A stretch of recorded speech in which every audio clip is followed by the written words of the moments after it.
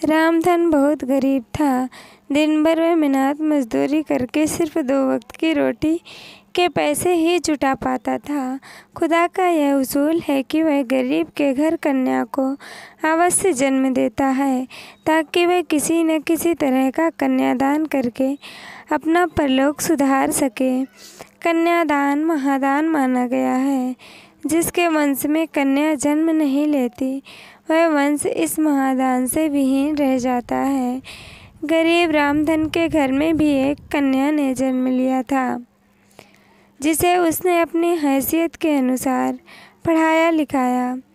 रामधन की बेटी का नाम कविता था, जो युवावस्था में आते आते काफ़ी सुशील और सुंदर युवती बन गई थी।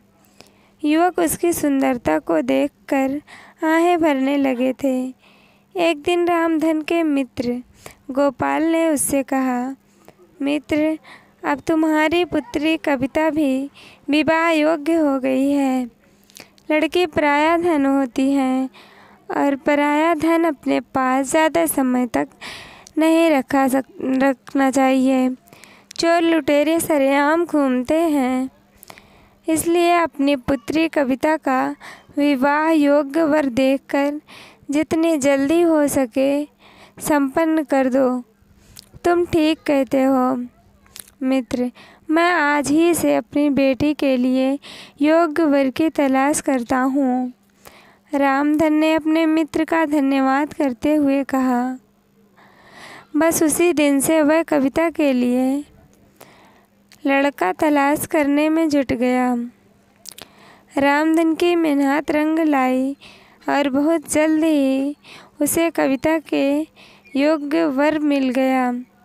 कमल शहर में रहता था और छोटा मोटा कारोबार करता था। 2 वक्त की रोटियों में कोई टोटा नहीं था। कविता दुल्हन बनकर कमल के घर आ गई। उस रात उन दोनों की सुहाग रात थी। जब कविता फूलों से सजाई गई सेज पर बैठ गई थी, घर में उसके अलावा कोई नहीं था। कमल अब अकेला था। उसकी शादी में आने वाले सब रिश्तेदार चले गए थे। रात के 11 बज गए थे। कविता को समझ में नहीं आया था कि उसके पति आज की रात भी कहाँ रह गए। धीरे धीरे 12 बज गए। 12:10 पर दरवाज़ा खुला। कविता संभल कर बैठ गई। उसने घूंघट और नीचा कर लिया। कमल धीरे धीरे चलता हुआ सुहाग सेज के पास आया। वह अपने आप पर काबू रखने का पूरा प्रयास कर रहा था। उसके कदम लड़खड़ा रहे थे। कविता कलेजा थाम कर रह गई। उसने एक ही नज़र में पहचान लिया था कि उसे शराबी पति मिल गया है। एक पल के लिए उसने सोचा कि शायद हो सकता है उसके यार दोस्तों ने इस खुशी के मौके पर पिला दी हो। उसने दिमाग से बात निकाल दी। कमल धीरे धीरे चलता हुआ सेज के पास आया। वह आकर उसके पास बैठ गया। कविता लाज से सिमट गई। उसने गर्दन झुका ली। कमल कई पलों तक बैठा रहा, फिर बोला, मेरी जान कविता, मुझे माफ़ करना। मैं दोस्तों में फंस गया था। सालों ने ज़बरदस्ती पिला दी थी। कविता ने कोई जवाब नहीं दिया। नाराज़ हो मेरी रानी, कमल ने कहकर धीरे से हाथ बढ़ाया और उसका घूंघट उलट दिया। कविता ने जरा सा भी विरोध नहीं किया, केवल इसलिए कि यदि उसने विरोध किया तो कहीं साड़ी न फट जाए। शराबी का क्या भरोसा। कमल के सम्मुख जैसे चाँद निकल आया। वह कई पलों तक कविता को एकटक देखता रहा, फिर उसने उसे अपने करीब खींच लिया। कविता ने कोई विरोध नहीं किया। वे दोनों इस वक्त काफ़ी करीब आ गए थे। उन्हें लगा जैसे वक्त थम गया है, लेकिन यह उनका वहम था। रात मंतर गति से बीत रही थी। कमरा अंधकार में डूबा हुआ था। कविता सुबह उठी और घर के काम में लग गई। उसके यहाँ और तो कोई था नहीं जो काम में उसका हाथ बटाता। कमल काफ़ी देर से उठा क्या, कविता ने उठाया था। चाय बनाकर कमल ने चाय पी ली थी। कविता खाना बनाने में लग गई। उसका ख्याल था कि वह कमल अपने काम पर जाएगा, लेकिन वह काम पर नहीं गया। जब कविता ने पूछा कि काम पर नहीं जाओगे क्या, तो उसने कह दिया था अभी 2-4 दिन कहीं नहीं जाना। 5 दिन हो गए कमल काम पर नहीं गया। छठे दिन कविता ने उससे कहा अब आपको काम पर जाना चाहिए। यदि आप काम पर नहीं जाओगे तो घर के खर्च कैसे चलेगा? सब चल जाएगा, तुम क्यों चिंता करती हो? कमल ने कहा कमा भी लेंगे, अभी कौन सी आफत आ गई है। फिर कविता ने कुछ नहीं कहा। 1 सप्ताह बीत गया। कमल हर रात को पीकर आता था और उसके चिपक जाता था जैसे वह उसकी वासना की तृप्ति का समान हो।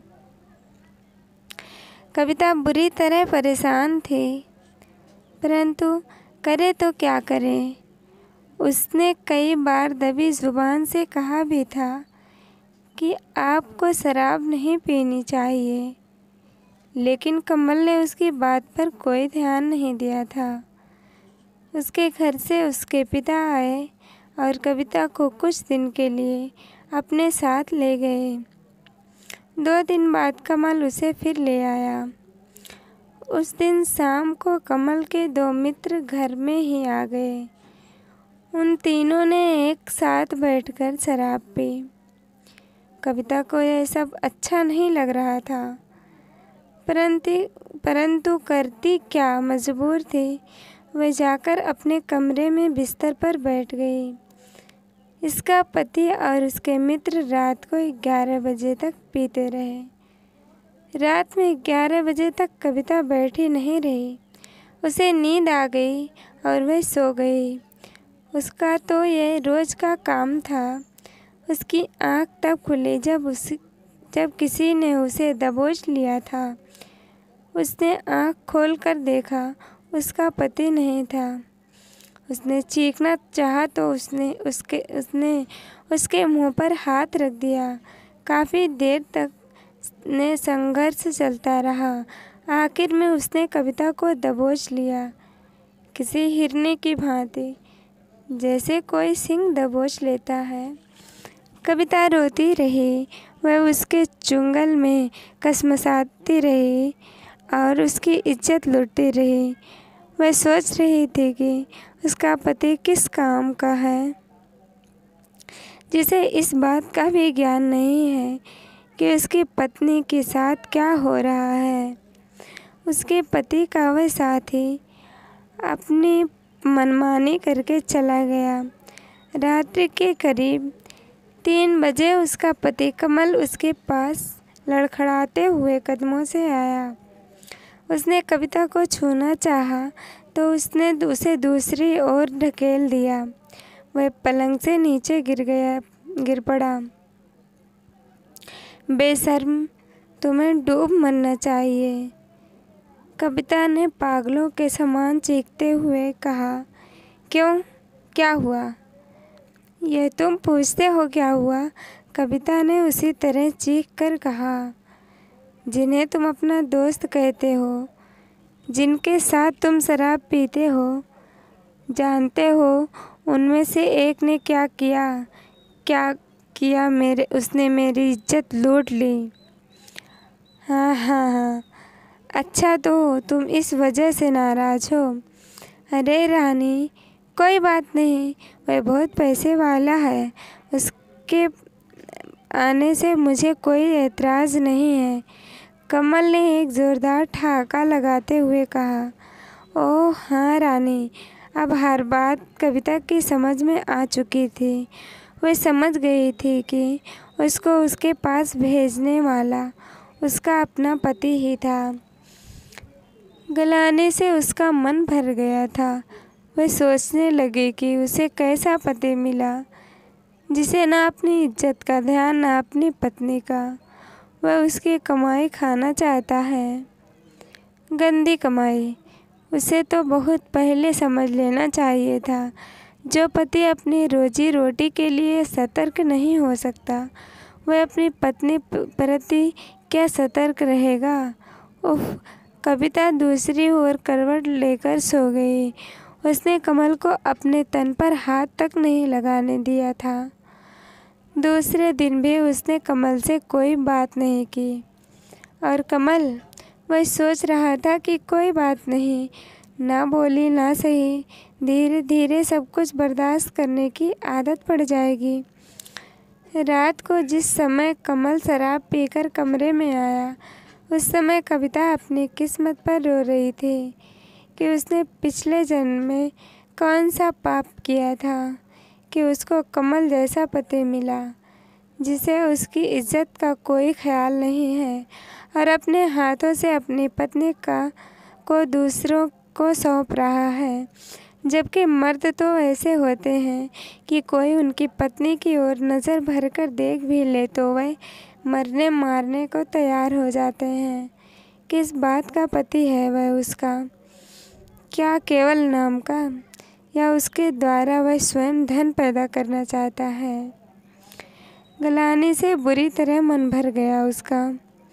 कमल ने कविता को हाथ लगाया। कविता ने उसका हाथ झटक दिया और कहा, तुम्हें मेरे जिस्म पर हाथ लगाने का कोई अधिकार नहीं है। क्यों? उसने कहा, तुम मेरी पत्नी हो। किस बात की पत्नी हो तुम? कविता ने कहा, क्या केवल इस बात की कि तुम मदिरा पान करके आओ और मेरे तन से खेलो? पति कैसे होते हैं, उनका क्या कर्तव्य होता है जानते हो तुम? पति वो होते हैं जो कमा कर लाएं और अपने घर का खर्च चलाएं। पत्नी यदि गलत रास्ते पर जाती नज़र आए तो उसे खूब डांटें। तुम्हारी तरह के पति नहीं होते जो नोटों के लिए अपनी पत्नी को दूसरों को सौंप देते हैं। सच तो ये है कि तुम्हें तो डूब मरना चाहिए। तुमने तो दुनिया भर के शौहरों को बदनाम कर डाला है। तुम मेरे पति नहीं हो सकते। गर्म गोश्त के व्यापारी ज़रूर हो सकते हो जो पैसों के खातिर अपनी बीवी से धंधा कराते हैं। कमल ने कुछ नहीं कहा। वो बस उसी तरह से छेड़छाड़ करता रहा। काफ़ी देर बाद बोला, कविता, तुम क्यों परेशान हो? औरत को डर तो अपने पति का ही होता है ना। जब मुझे कोई ऐतराज़ नहीं है तो तुम क्यों चिंता करती हो? खाओ पियो मौज करो। क्या कहूँ तुम्हें? क्रोधित कविता बोली, कोई उचित शब्द नज़र नहीं आ रहा है। हाँ, यदि तुम्हारे स्थान पर मैं होती और मेरे स्थान पर तुम होते तो अब तक तुम्हारी इस नीच और जलील दोस्त की गर्दन कमल कर चुकी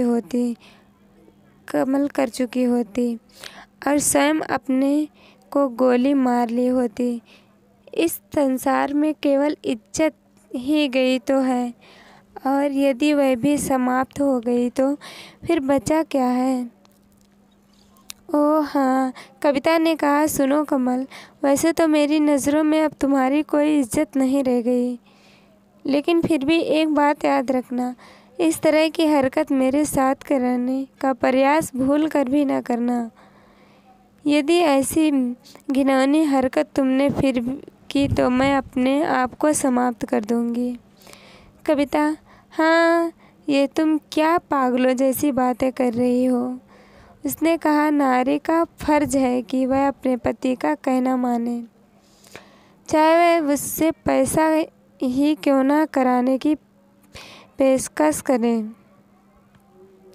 हाँ, अगर तुम्हारे ऐसे विचार हैं तो तुम किसी और के साथ शादी कर लो और उससे यह सब कराना। मैं कल ही अपने घर चली जाऊंगी। और तुम्हें तलाक दे दूँगी।